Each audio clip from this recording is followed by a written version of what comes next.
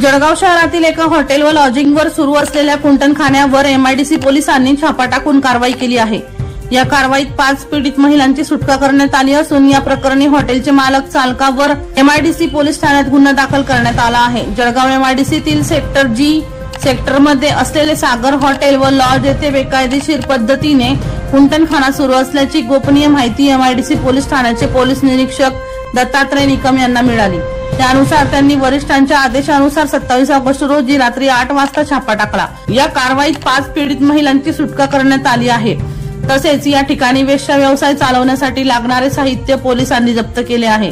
Police constable Sapna येरगुंटला यांनी दिलेल्या फिर्यादीवरून हॉटेलचे मालक सागर नारायण सोनवणे राहणार जळगाव आणि चालक सागर सुधाकर पाटील या दोघांवर एमआयडीसी पोलीस ठाण्यात गुन्हा दाखल करण्यात आला आहे। वर्षा लोहार यांचा रिपोर्ट V1 लाईव्ह जळगाव।